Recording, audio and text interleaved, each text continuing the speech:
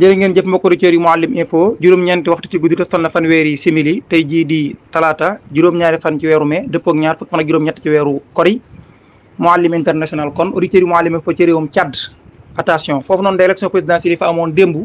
résultat yi nga xam ne moo tàmbalee gun a wadd ci dëkk yi gën a mag foofee résultat yi ka mu joxagun bopp daal moo di Sixé Masra moom mi nga xam ne moo di candidat les réformateurs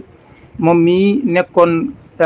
leader opposition bu réewam Tchad ginnaaw bi nag mu dem fekk nguur gi nekk premier ministre bu réew ma jamono ji élection présidentielle yi kon li tendance yi njëkk a wane gum pour le moment lu nekk na mën naa xewaay pour le moment daal jàpp leen ni moom mii Sixé Masra moo jiitoo gum ci ci grande ville yi loolu nag signe bu baax la ci moom ndax grande ville yi moom soog gagné mën naa am kon nga am chance pour gagné loolu kon ci premier résultat yi génn gum am na sax ñi ngi avancé ay chiffres mais nag loolu moom dafa teel pour ñu wax ci en tout cas ñu ngi koy suivre bu baax a baax di ko bàyyi xel ndax bëgg na lu leen ci wax rek mu nekk lu leer loo xam dañ koy gëstu bu baax a baax kon jàpp leen daal pour le moment les grandes villes moom li ñu gis a gum Sixé Masra moo nekk gun au tête loolu moom la ñuy daal di bàyyee gun donte nag ci processus électoral bi bari na ay mbir yoo xam ne bari wax nañ ko ci waaye daal jàpp leen présidentielles yi foofu résultat yi wanee gum Sixé Masra moo jiitoo gum daan ci ñëwaat